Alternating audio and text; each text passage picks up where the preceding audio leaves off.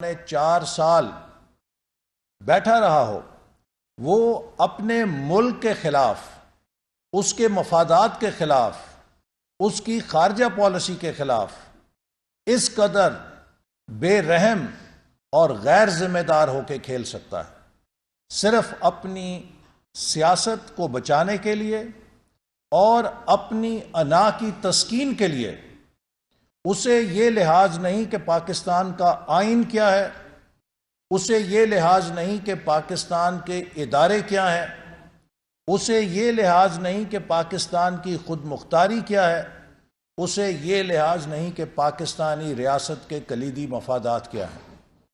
وہ ایک reckless driver کی طرح، جیسے کہ کوئی نشے میں ریکلیس ڈرائیونگ کرتا ہے، جیسے کوئی غیر ذمہ دارانہ ڈرائیونگ کے نتیجے میں کبھی ایک چیز کو گاڑی مارتا ہے، کبھی دوسری کو مارتا ہے، کبھی تیسری کو مارتا ہے، ایک نشہ آور ڈرائیور کی طرح عمران خان بھی اپنے سیاست کی گاڑی کبھی آئین سے ٹکراتے ہیں، کبھی قومی اداروں سے ٹکراتے ہیں، کبھی پاکستان کے کلیدی مفادات سے ٹکراتے ہیں، کبھی پاکستان کی خارجہ پالیسی کو نشانے پہ لیتے ہیں، اور کبھی ملک کی داخلی سلامتی اور استحکام کو نشانے پہ لیتے ہیں۔ میں سمجھتا ہوں کہ نیشنل سیکیورٹی کمیٹی، جس نے 2 دفعہ واضح کر دیا کہ پاکستانی سفیر کے مراسلے میں کسی قسم کی بیرونی سازش جس کا تعلق رجیم چینج سے ہو، اس کا کوئی ذکر موجود نہیں، اور پاکستان کی ٹاپ انٹیلیجنس ایجنسیز کی اس تصدیق کے بعد کہ کسی قسم کی کوئی بیرونی مداخلت پاکستان میں رجیم چینج کی نہیں ہوئی، اور پاکستان کی قومی اداروں کی قیادت کے اس وضاحت کے بعد کہ ایسا کوئی ذکر کسی طرح نیشنل سیکیورٹی کمیٹی کی میٹنگ میں نہیں کیا گیا، اس کے بعد اس چیز کو دفن ہو جانا چاہیے تھا۔ لیکن عمران خان صرف اپنی ناکام سیاست کو زندہ رکھنے کے لیے وہ مسلسل پاکستان کے مفادات سے کھیل رہا ہے۔ میں یہ بات کئی دفعہ کہہ چکا ہوں کہ پاکستان نے اگر خود مختاری کو بچانا ہے، دفاع کرنا ہے، اگر پاکستان نے دنیا کے سامنے ایک مضبوط ملک بننا ہے، تو اس کی پہلی شرط مضبوط معیشت ہے۔ Strong economy is strong Pakistan, اور اسٹرانگ اکانومی تب ہوگی جب پاکستان دنیا کی معیشت کے ساتھ جڑے گا۔ پاکستان دنیا کی معیشت سے کٹ کر مضبوط معیشت نہیں بن سکتا۔ ہمیں فورن ڈائریکٹ انویسٹمنٹ چاہیے، ہمیں اپنی مصنوعات کے لیے بین الاقوامی منڈیاں چاہیے۔ ہم نے پاکستان کو نہ کیوبا بنانا ہے، نہ ہم نے پاکستان کو شمالی کوریا بنانا ہے۔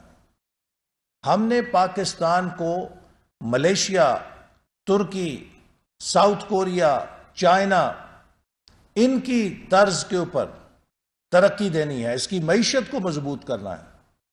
پاکستان کی معیشت کے لیے 4 مضبوط خارجی ستون ہیں جن کے ذریعے پاکستان مستقبل میں تیزی کے ساتھ ترقی کر سکتا ہے۔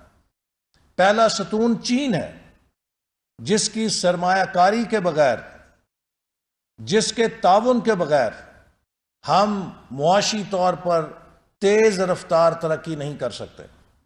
چین نے سی پیک کا منصوبہ ہمیں دیا، عمران حکومت نے سی پیک کے منصوبے کو تار تار کر کے رکھ دیا۔ ہمارے 3 سالوں میں 29 ارب ڈالر کے منصوبے مٹیریلائز ہوئے۔ عمران خان کے پونے 4 سالوں میں $1 کا نیا منصوبہ نہیں آیا۔ چین کو بےہودہ قسم کے کرپشن کے الزامات لگائے گئے، چین کو ناراض کیا گیا یہ کہہ کر کہ اس نے مہنگے قرضے ہمیں دے دیے ہیں۔ لہذا پاکستان کا پہلا خارجی ستون معیشت کا چین، اس کو ناراض کر کے ایک طرف ہمارے تعلقات میں سرد مہری پیدا کر دی گئی۔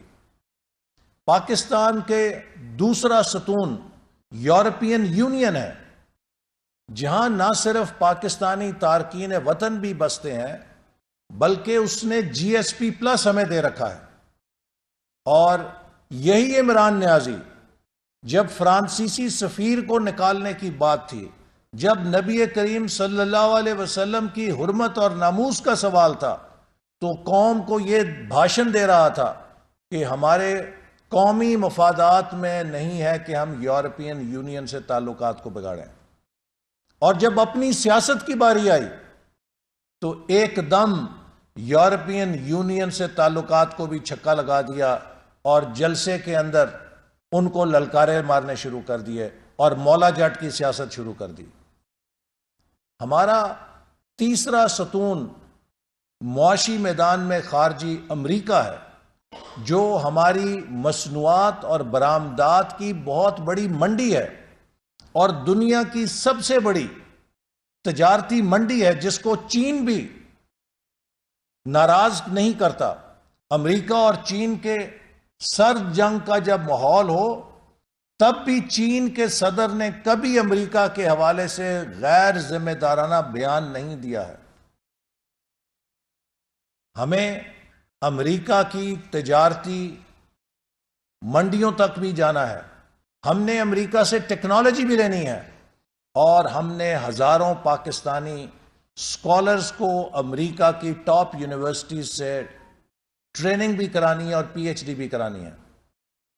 دنیا میں ہر ترقی کرنے والے ملک نے ہزاروں کی تعداد میں، چاہے وہ چین تھا، چاہے وہ ساؤتھ کوریا تھا، چاہے وہ جاپان تھا، چاہے وہ ملیشیا تھا، چاہے وہ ترکی تھا، کسی ملک کو آپ دیکھیں انہوں نے ہزاروں کی تعداد میں امریکہ کی یونیورسٹیوں سے اپنی ہیومن ریسورس تیار کی، اس نے واپس آ کے اس ملک کو کھڑا کیا۔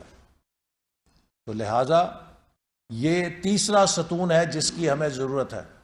اور چوتھا ستون ہمارے خلیجی ممالک ہیں، جو برادر اسلامی ممالک ہیں، جن کی ہمیں ہمیشہ جن کا تعاون ہمیں حاصل رہا ہے۔ وہاں پاکستانی کام کرتے ہیں، 25-30 لاکھ پاکستانیوں کا گھر ہے، اور سعودی عرب جیسا ملک ہمیشہ پاکستان کے ساتھ آڑے وقت میں کھڑا ہوا ہے۔ عمران نیازی نے خلیجی ممالک سے بھی ہمارے تعلقات کی، جسے کہتے ہیں کہ انہیں ستیہ ناش کر دیا۔ جب آپ ان ملکوں کے سربراہوں کے تحفوں کو بازاروں میں بیچیں گے، جنہوں نے آپ کو اپنا بھائی بنا کے ایسے تحفے دیے ہوں کہ جو ایک اپنے لیے لیا ہو اور دوسرا اپنے بھائی کے لیے لیا ہو، تو جب یہ پتہ لگے کہ وہ بھائی صاحب نے تو مارکیٹ میں آپ کا تحفہ بیچ دیا ہے، تو ان ملکوں پہ کیا گزرتی ہوگی؟ پاکستان کا کیا امیج رہ گیا ہے؟ اور آج عمران نیازی صاحب کہتے ہیں میرا تحفہ میری مرضی۔ عمران نیازی صاحب وہ تحفے پاکستان کی مملکت کے سربراہ کو ملے تھے، وہ تحفے 22 کروڑ لوگوں کی امانت تھے۔ ایسے تحفے تو لوگ نسل در نسل اپنے خاندان میں رکھتے ہیں تاکہ پتہ ہو کہ اس ملک سے ہمیں عزت ملی تھی یا اس نے ہمیں یہ عزت سے نوازا تھا۔ آپ نے ہر چیز کو بازاری بنا دیا، قوم کی عزت کو بھی بازاری کر دیا کہ جا کے مارکیٹ میں بیچ دیا۔ تو آج پاکستان کی کیا ڈگنیٹی آپ نے چھوڑی ہے؟ تو اس لیے ایک ایسا شخص جس نے پاکستان کے ہر معاشی مفاد کو زد ماری ہے، یہ کسی ملک دشمن کے ایجنڈے پہ چل رہا ہے کہ پاکستان کو ہر دوست یا ہر اس طاقت سے جو پاکستان کی ترقی کے لیے ضروری ہے لڑا دو، اور پاکستان کو مزید تنہا کرو، اور ملک کے اندر ایک انتشار پیدا کر دو، کانسٹیٹیوشنل انارکی پیدا کر دو، سیاسی انارکی پیدا کر دو، معاشرتی انارکی پیدا کر دو۔ آج آپ پاکستان میں جس طرز عمل کا مظاہرہ کر رہے ہیں، جب قومی اسمبلی میں آپ کے خلاف تحریک پیش ہوئی تو آپ نے ڈپٹی اسپیکر سے آئین شکنی کرائی، اور اس کو آپ نے گلیمرائز کیا کہ یہ بڑا بہادر آدمی ہے، اس نے آئین توڑا ہے۔ آپ جلسوں میں اپنے اسپیکر اور ڈپٹی اسپیکر جنہوں نے آئین توڑا ہے انہیں ہیرو بناتے ہیں. وہ ہیرو نہیں ہے، وہ پاکستان کے آئین کے مجرم ہیں، اور ان کے خلاف انشاءاللہ تعالی آئین شکنی پر کارروائی ہوگی. ہم کسی کو اجازت نہیں دیں گے. ہم نے حلف اٹھا رکھا ہے، اور عمران نیازی صاحب آپ نے بھی حلف اٹھایا تھا پاکستان کے آئین کی حفاظت کرنے کے لیے. یہ بچوں کا کھیل نہیں ہوتا ہے. ایک ایٹمی طاقت ہے، ایک ریاست ہے، اس کا ایک نظام ہے. آپ اس کو ایک بنانا ریپبلک بنانا چاہتے ہیں، آپ کو ایسا نہیں کرنے دیا جائے گا. پھر جب پاکستان کی سپریم کورٹ آپ کی اس آئین شکنی کو کالعدم قرار دیتی ہے تو آپ کی توپوں کا رخ عدالتوں پہ ہو جاتا ہے. آپ جلسوں میں کھڑے ہو کر کہتے ہیں کہ رات کے 12 بجے کیوں عدالت لگی. عمران نیازی صاحب، اگر اس ملک میں آپ نے آئین توڑا تھا تو عدالت رات 12 بجے نہ لکھتی تو عدالت آئین شکنی کے مرتکب ہوتی، چونکہ عدالت نے آئین کے گارڈین ہونے کا حلف اٹھا رکھا ہے. سپریم کورٹ نے اپنی ڈیوٹی ادا کی، کیونکہ اس کی ڈیوٹی ہے کہ جب وہ آئین شکنی دیکھے تو اس کا نوٹس لے اور آئین شکنی کو وہ کالعدم قرار دے. تو اس لیے آپ نے اداروں کے خلاف جو زہر گھولا ہے، اب آپ کو الیکشن کمیشن سے خوف آ رہا ہے، چونکہ فورن فنڈنگ کیس کا فیصلہ آنے والا ہے اور آپ کے دل میں چور ہے. آپ کو پتہ ہے کہ آپ نے کروڑوں اربوں روپے بیرون ملک پاکستانیوں کے غبن کیے ہوئے ہیں. آپ کو پتہ ہے کہ آپ نے ممنوعہ ذرائع سے، پاکستان دشمن ذرائع سے فنڈنگ حاصل کی ہوئی ہے، اور جب سکروٹنی کمیٹی میں آپ کی چوری پکڑی جا چکی ہے تو آپ کو خوف ہے کہ فیصلہ آ گیا تو اس سے پہلے ہی الیکشن کمیشن کو متنازع کرنا شروع کر دو، اس پہ فائر کھول دو. آپ کی یہ حکمت عملی کہ جہاں سے میرے خلاف فیصلے آنے کی توقع ہو ان کے خلاف فائر کھول دو، ان کے خلاف سوشل میڈیا کے ٹرولز ڈال دو، ان کو اتنا ڈراؤ کہ وہ میرے خلاف فیصلہ نہ دیں. پاکستان کے ادارے آپ کے ٹرول سے نہیں ڈرتے، وہ پاکستان کے آئین کے ساتھ جواب دہ ہیں. انہوں نے وہ فیصلہ کرنا ہے جو پاکستان کا آئین اور قانون کہتا ہے. اور اب پنجاب کے اندر جو آپ نے کھیل بنایا ہوا ہے کہ پاکستان کا سب سے بڑا صوبہ جس سے آپ کی پتہ نہیں کیا دشمنی ہے، سب سے پہلے 2018 میں آپ نے پنجاب کے مینڈیٹ پہ ڈاکہ مالا. آپ کو پنجاب نے مینڈیٹ نہیں دیا تھا، آپ نے وفاقی حکومت بنا کے پنجاب کا مینڈیٹ چرا کے حکومت بنائی. چلیے حکومت بنا لی تو کوئی وزیر اعلیٰ تو ڈھنگ کا لگاتے. پنجاب سے آپ نے عثمان بزدار کی صورت میں نہ جانے کس چیز کا بدلہ لیا، اور پھر آپ نے پنجاب کے بلدیاتی اداروں کو 50,000 منتخب نمائندوں کو 2 سال تک انہیں برطرف کر کے غیر فعال کر دیا. اور جب سپریم کورٹ نے فیصلہ دیا ان کی بحالی کا تو 7 مہینے تک آپ نے پنجاب میں بلدیاتی ادارے بحال نہیں ہونے دیے. سپریم کورٹ کے فیصلے کو آپ پیروں تلے رونتے رہے.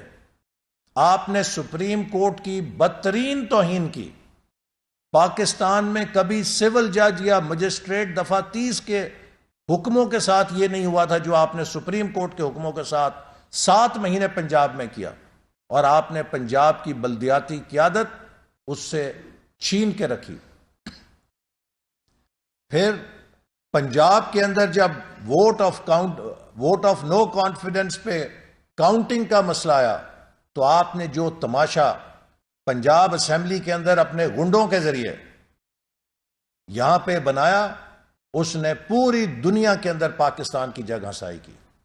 اور مجھے افسوس ہے کہ چودھری پرویز الہی جن کا خاندان، جن کا ایک ماضی ہے، ان کے خود امیجز آئے کہ وہ گیلری سے اپنے گنڈوں اور بدماشوں کو اندر لا رہے ہیں کہ جو آ کے زد و کوب کریں ڈپٹی اسپیکر کو اور اراکین اسمبلی کو.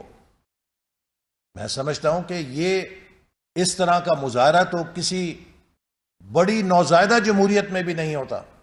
اور پھر جب پنجاب اسمبلی نے اعتماد کا ووٹ حمزہ شہباز کو دے دیا تو جس طرح آپ نے صدر اور گورنر کا تماشا بنایا ہے، لٹل مین آلسو بلیٹلز ہز پیپل. وہ لوگ جو آپ کے آئینی عہدوں پر بیٹھے ہیں، آپ اپنے جیسا انہیں بھی چھوٹا کر رہے ہیں اور ان کی حیثیت کو کمپرومائز کر رہے ہیں. آپ آئین شکنی کے مرتکب ہو رہے ہیں. آپ نے پنجاب میں 3 ہفتے سے بدترین انتظامی بحران پیدا کیا ہوا ہے. پاکستان کا سب سے بڑا صوبہ بغیر کسی قیادت کے ہے، اور آپ کی ہٹ درمی، آپ کی انا پرستی، آپ کی آئین شکنی پاکستان کے آئین کو آپریشنل ہونے میں رکاوٹ بنی ہوئی ہے. اس آئین شکنی میں جو کردار ملوث ہیں ان کے خلاف قانون حرکت کرے گا. میں سمجھتا ہوں کہ اب وقت آ گیا ہے کہ ہم پاکستان کو اس رونا وائرس سے پاک کریں. کرونا وائرس نے تو بڑا نقصان کیا، لیکن یہ جو آپ نے رونا دھونا ڈالا ہوا ہے اور جو آپ کی رونا وائرس ہر جگہ موجود ہے کہ ہر جگہ رو رو کے آپ قوم کو ہلکان کرنا چاہتے ہیں، تباہ کرنا چاہتے ہیں، آپ کا رونا وائرس جو ہے اب وہ پاکستان کا راستہ نہیں روک سکتا. پاکستان انشاءاللہ آگے بڑھے گا. ہم آپ کی تباہ کاریوں کو سمیٹ رہے ہیں، سمیٹیں گے اور ملک کو دوبارہ اس کی معیشت کو اور اس کے نظام کو مستحکم کریں گے. آپ نے سی پیک کو تباہ کیا، اور اس کے اندر میں صرف ایک قوم کے ساتھ بات شیئر کرنا چاہتا ہوں کہ 9 صنعتی زون 2020 تک تیار ہونے تھے، جن میں $40 ارب کی چائنا سے پرائیویٹ انویسٹمنٹ آنی تھی. اور میں نے جو بریفنگ لی تو پتا چلا کہ جناب پہلا صنعتی زون 2024 میں، دوسرا 2025 میں اور تیسرا 2027 میں تیار ہوگا. آپ مجھے بتائیں، دنیا کا کوئی سرمایہ کار 7 سال انتظار کرتا ہے کہ یہ نالائق اور نااہل حکومت جو ہے 7